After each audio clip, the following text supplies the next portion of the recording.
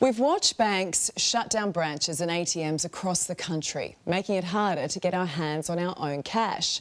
Now, if we want to withdraw money over the counter with Commonwealth Bank, you'll be slugged with a $3 withdrawal fee. It doesn't sit well with families who are struggling, as our banks make billions. I've got a family to raise and everything. It's definitely not something that I can afford. I don't think they should do that because they add up to a big amount. Well, I don't want to be charged for just taking my own money out when you've got it there. It's just another thing added to the cost of living, unfortunately. That's life. You're not going to change it, and the rich get richer. Pretty stiff, isn't it? Yeah. I wouldn't be banking there. As he said, pretty stiff, isn't it? Well, Angus Sullivan runs CommBank's retail banking services and joins me. Angus, really appreciate you fronting this evening. What a way to say Merry Christmas and thank you for your loyalty. Look, the change that we've announced today to our complete access account is relevant for about 10% of CBA's customer base. And for our complete access customers, approximately 90% of them will be either better off or have a neutral outcome. Now, look, I appreciate that even for 1% of our customers, a change sometimes isn't welcome. And we've got a range of options to help those customers. The folks on government concessions are excluded from these changes, and we've got a range of fee-free cash handling options in our branches, at our ATMs, supported by our customers, to help them make sure that they can do their banking as economically as possible. OK, so you're saying it's a small percentage of customers that will be worse off, but these are people who often need this face-to-face service, and sometimes an ATM won't cut it. Why are they being punished? Look, they're not being punished from our perspective. You know, the majority, 95% plus of our customers don't use over-the-counter service, and they opt for fee options that don't include paying for this service. And so we're trying to create a fair outcome for all of our customers. Too bad if you do. Too bad if you're not one of those tech-savvy people who likes online banking, then you just got to cop this. No, not at all.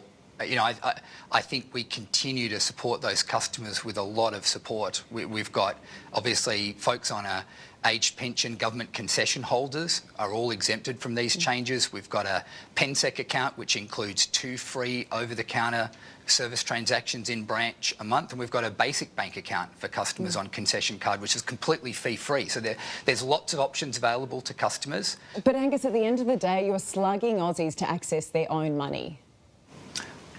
No, look, I understand that people don't like paying fees, but there's a lot of options available for customers to not pay this fee.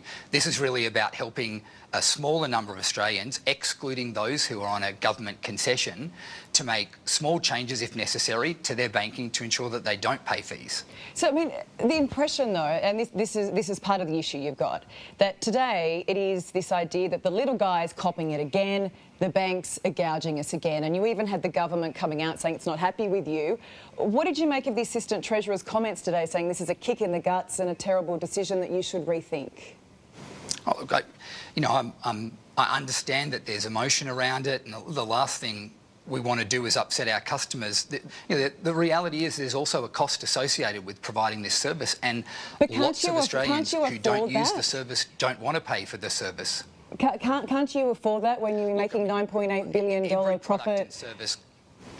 Every product and service could be offered for free. It's a very modest cost. I think for the 1% that I spoke about, the majority of them will end up paying somewhere between $5 to $15 per annum if they don't change any of their banking habits. It is very hard to even find a bank branch or an ATM. Half have shut down across the country in the last 7 years, almost 250 branches and ATMs in the last financial year in Australia alone. That's all banks. I mean, it feels like banks are trying to kill cash. I understand that sentiment, but it's certainly not the objective of what we're trying to do. I mean, we're still investing in cash, we're still innovating around cash, and we understand that there are a lot of Australians who value cash.